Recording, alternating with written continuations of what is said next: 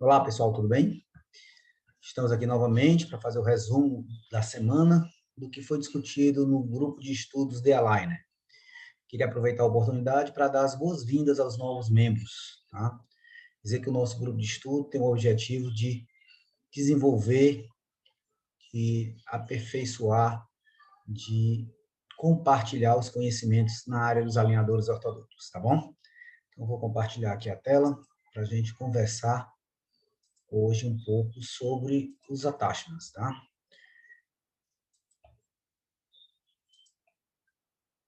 Então, vamos lá, pessoal. Vamos ver a definição e as funções, principais funções dos attachments nos alinhadores ortodônticos. Bom, nós temos essa definição aqui, que os attachments podem ser definidos como acréscimos em resina composta, colado na superfície do esmalte dentário, e que tem como função gerar retenção ou auxiliar como apoio para determinados movimentos ortodônticos realizados com alinhadores. Então, são duas funções básicas dos attachments.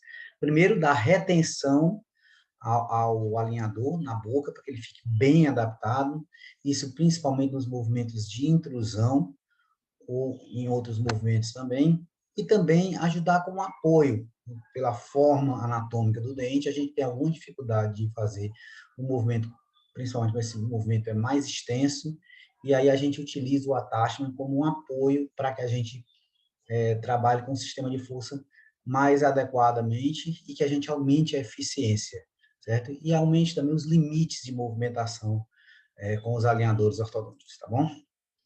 Então, hoje nós temos dois tipos básicos de attachments, nós temos os convencionais, que são os attachments que são mais conhecidos, e agora estão surgindo os attachments chamados otimizados, desculpa. Os attachments otimizados, eles parecem, os estudos indicam que parece que ele aumenta o horizonte dos alinhadores ortodônticos, quer dizer, ele permite maior movimento mais extenso, e alguns movimentos que a gente tem dificuldade estão melhorando com esses attachments otimizados. Então, uma definição de attachment convencional, o objetivo, a função dos attachments convencionais, eles são projetados para proporcionar a retenção necessária para determinados movimentos com alinhadores ortodônticos, como a gente tinha conversado, certo? Então, eles são attachments padronizados que a gente usa em todos os casos, certo? Sem uma grande individualização de caso a caso, certo? Então, aqui nós temos exemplo, attachments retangulares, nesses incisivos centrais, tá? Que são attachments convencionais. Já os attachments otimizados são attachments novos, que, como eu já falei, ainda estão em desenvolvimento, mas eles são projetados de uma maneira para liberar o melhor sistema de força, um sistema de força personalizado para cada dente, certo? Então, ele não é um attachment único, ele leva em conta, para ter o seu formato, a forma, a anatomia de cada dente e o movimento que esse dente vai sofrer, certo? Então, ele tem como referência para ter o seu formato a largura do dente, o longo eixo e o contorno, o longo eixo e o contorno do dente. Então, assim, ele consegue proporcionar, através do attachment e o contato com o plástico, um melhor sistema de força, um sistema de força mais eficiente, um sistema de força que mantenha mais os níveis de forças adequados, tá bom? Então, com isso, espera-se que ele tenha uma maior eficiência e, como eu já falei, que aumente a possibilidade de movimentos com os alinhadores, tá bom? Então, aqui a gente tem, por exemplo, um attachment otimizado de extrusão, certo? Aqui nesses dois premolares, attachments otimizados de extrusão. Veja que eles têm um formato um pouco diferente, certo? E esse formato, essa forma desse attachment, ele é avaliado, estudado de acordo com o movimento e com a anatomia do dente que irá se submeter a esse movimento, tá bom? Bom, mas é uma dúvida que muitas pessoas têm, é que como é que a gente seleciona um attachment, certo? Então, isso é uma função dos sistemas de alinhadores, dificilmente um ortodontista ou a gente vá em troca de informação com os consultores técnicos dos alinhadores, dos sistemas de alinhadores, a gente vai determinar, eu quero um alinhador, eu quero um attachment dessa maneira. É possível, sim, a gente determinar. Quando a gente tiver uma maior experiência, quando a gente tem uma boa experiência, a gente pode solicitar uma troca de um attachment por achar que o outro faça um movimento melhor.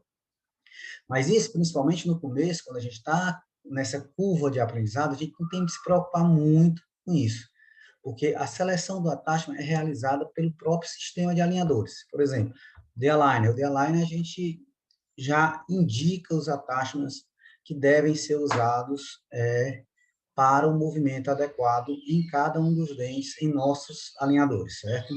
O profissional, o ortodontista, tem a liberdade, sim, de pedir a alteração desse attachment, mas normalmente não há necessidade, porque a gente já tem um protocolo bem estabelecido de attachment para cada movimento e para cada dente, certo?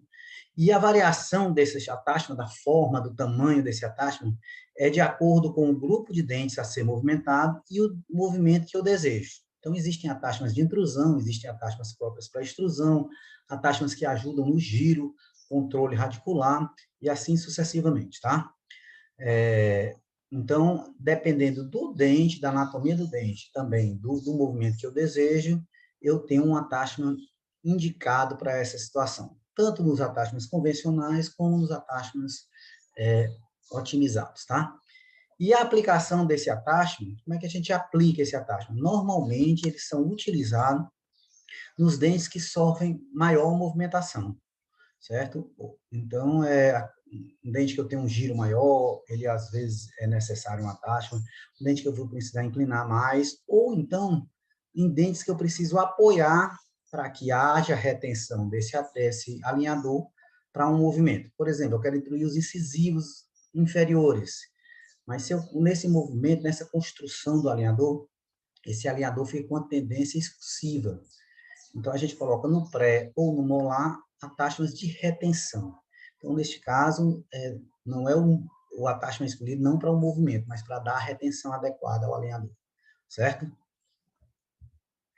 Bom, aqui está um exemplo de como é que a gente seleciona os attachments, mais para a gente entender, para a gente matar a nossa curiosidade a respeito dos attachments. Então, por exemplo, esse aqui é um protocolo bem simplificado, certo? Mas, normalmente, se eu tenho um dente que precisa de uma rotação, eu vou usar que tipo de attachment?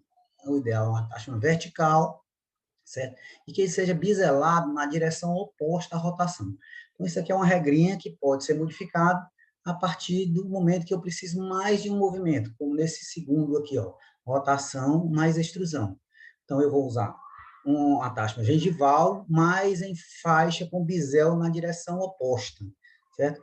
E assim sucessivamente, se eu precisar uma rotação mais um tipo, uma rotação mais um tipo de molar, rotação de molar superior.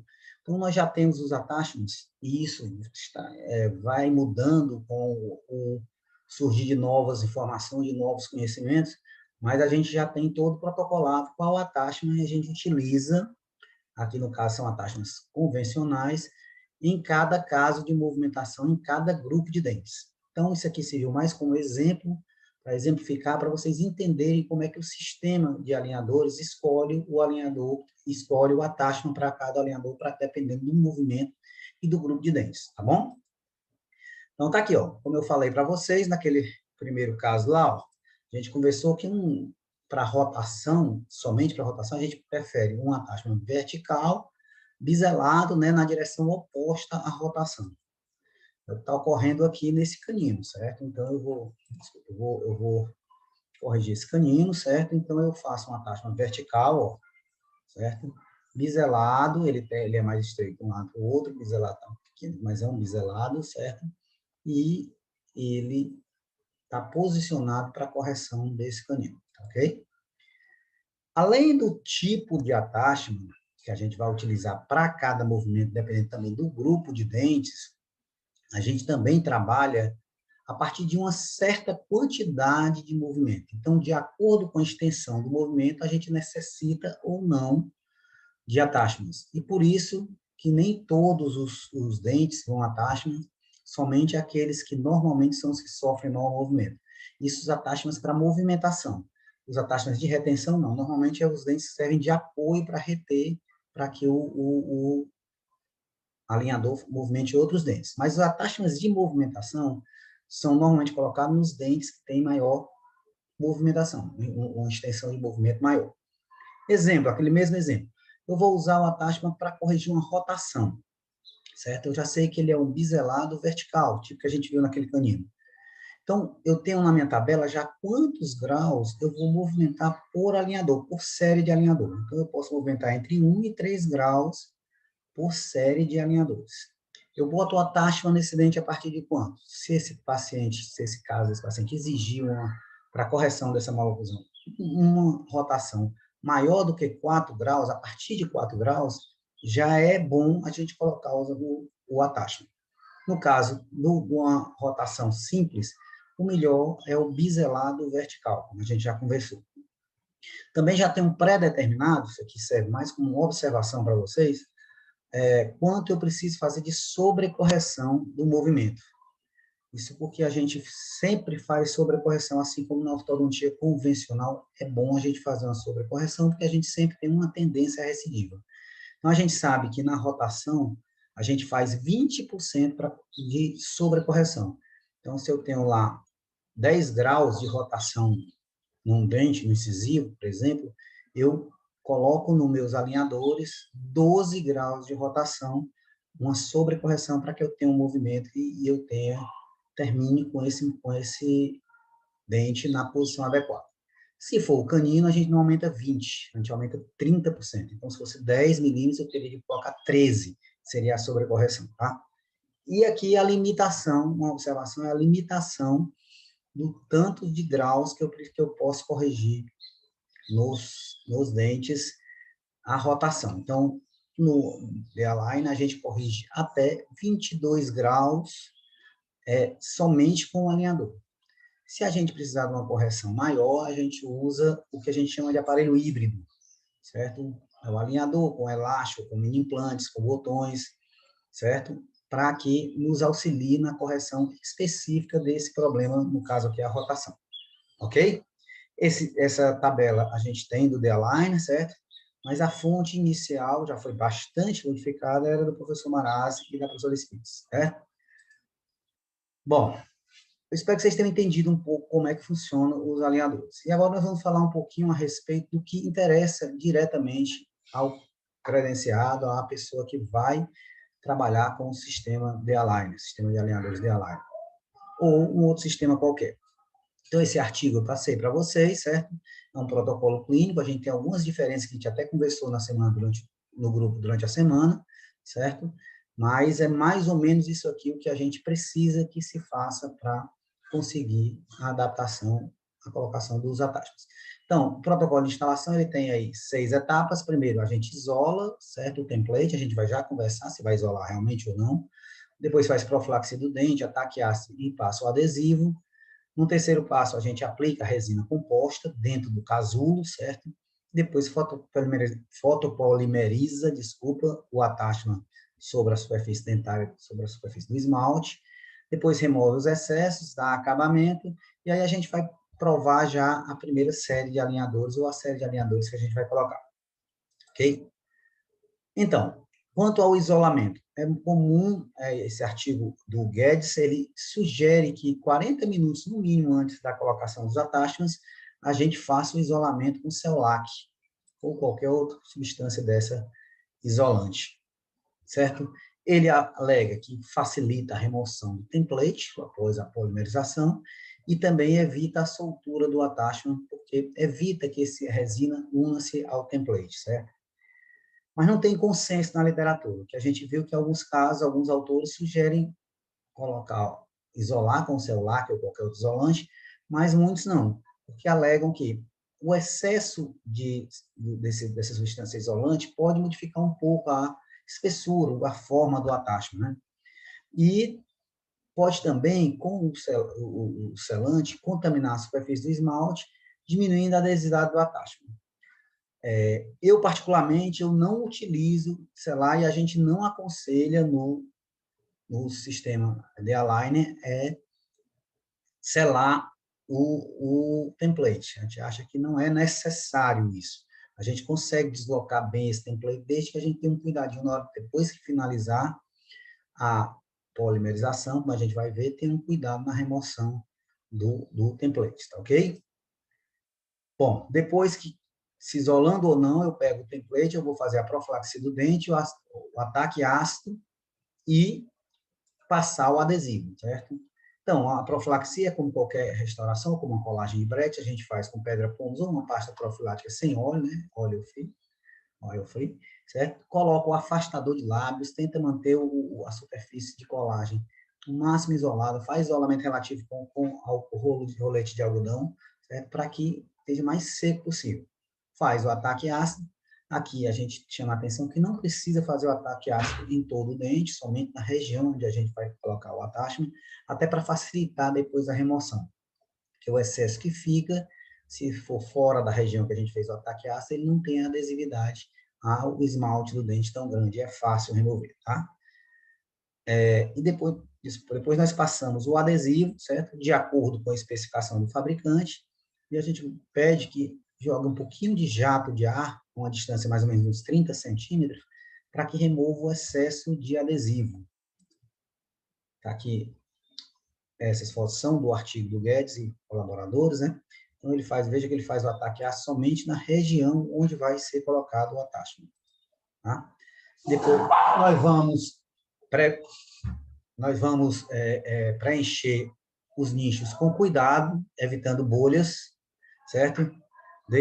Cuidado para não ficar bolhas, porque senão o attachment vai ficar na forma diferente. Então, vai prejudicar o movimento, tá bom? Deixar um pequeno excesso em cada nicho para que a gente tenha a certeza que esse attachment vai ficar preso ao esmalte. Então, ele vai escoar um pouco, mas vai exercer uma certa pressão sobre o esmalte, a gente que dá a certeza que ele vai ficar bem fixado, tá? Depois a gente remove esse excesso na remoção do excesso e no acabamento, tá bom? Então, tá aqui, novamente, uma imagem do artigo do Guedes colaboradores, tá?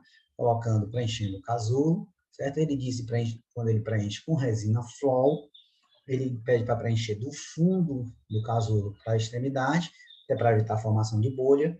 E aqui cabe mais uma observação sobre o uso da resina. Se usa resina em bastão ou se usa resina flow. Não há consenso, novamente, na literatura. Então, o que a gente vê? Alguns autores defendem o uso da resina flow pela sua capacidade de molhamento, esse escoamento que ela tem preenchendo todo o casulo, certo? Mas ela, por ter menor resistência, pode ser removida durante a remoção do alinhador, ela pode fraturar, ou então durante o esforço mastigatório. Então, a vantagem da flow é o preenchimento da cavidade que se dá melhor pela capacidade de molhamento. Porém, ela é mais frágil do que uma resina em bastão. A resina em bastão é o contrário. A resina em bastão, ela é mais resistente, mas fica mais difícil você preencher e não deixar bolhas no casulo, tá? Então, mais fácil você alterar a forma do attachment. Então, mas com um pouco de experiência, quem trabalha com resina constantemente, com certeza consegue preencher todo o casulo, certo? Permitindo uma boa adesividade, uma maior resistência com resina em bastão e também uma forma adequada do attachment. Eu, particularmente, continuo utilizando a resina flow, certo? Até que saiam pesquisas que mostrem se ela é melhor ou é pior, se ela deve ser evitada, eu continuo usando a resina flow e tenho poucos casos de fratura na minha prática clínica, tá bom? Depois nós vamos fotopolimerizar, certo? Os attachments. Lembra que o template tem que estar bem adaptado. A gente sempre faz uma pressão nesse template apicalmente, certo? Empurrando na incisal dos dentes, na oclusal dos dentes, para apical, e também de vestibular para lingual ou de vestibular para palatino. Isso para quê? Para que seja pressionada a resina sobre a superfície do esmalte no momento da polimerização. Polimerizar de acordo com a recomendação dos fabricantes, certo? E do fotopolimerizador. Se você tem um fotopolimerizador rápido, você faz da maneira que é para ser polimerizado, certo? E obedecer o tempo de polimerização do fabricante. Depois a gente remove o template, isso é uma fase que a gente precisa ter um certo cuidado, remover sempre de lingual para vestibular. Então, pega por palatino, por lingual, certo? Apoia e remove com a mão ou então com o removedor, certo? Iniciar preferencialmente na região onde não há attachments. Se tem attachment posterior e anterior, então é melhor por posterior. Sempre ele sai mais fácil o alinhador, certo?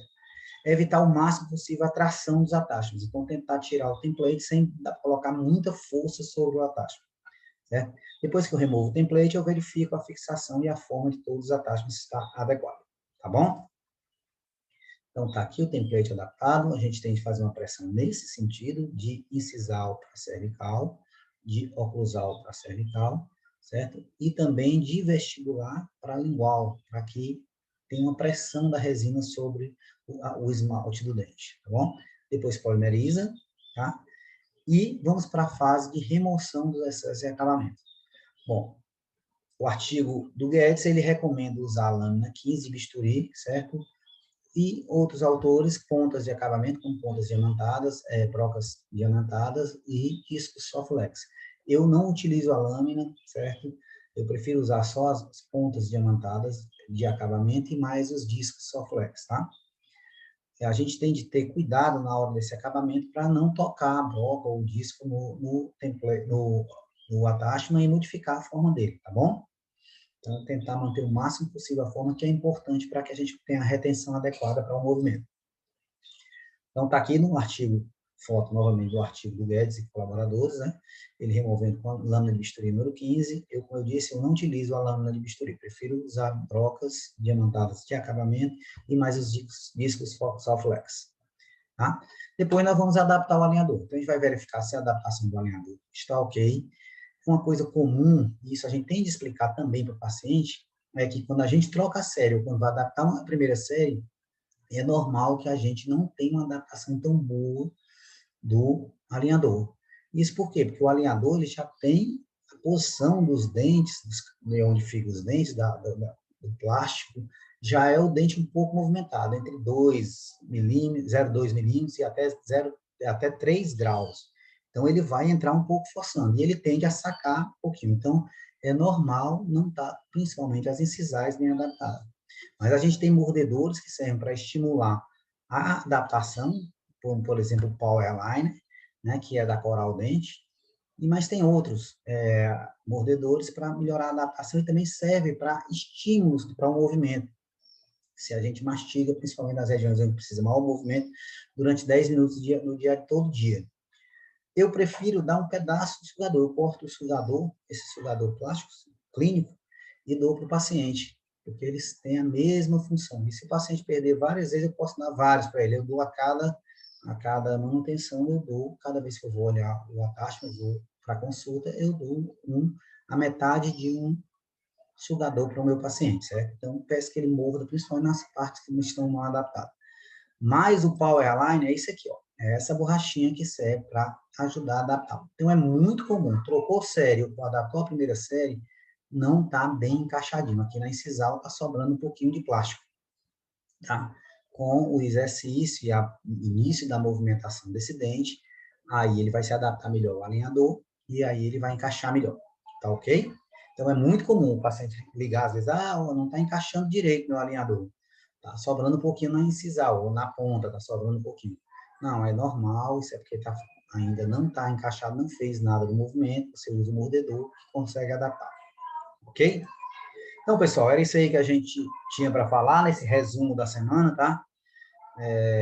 Nessa próxima semana, nós vamos continuar o nosso trabalho, tentando desenvolver, tentando ajudar a construir esse conhecimento nos alinhadores, tá?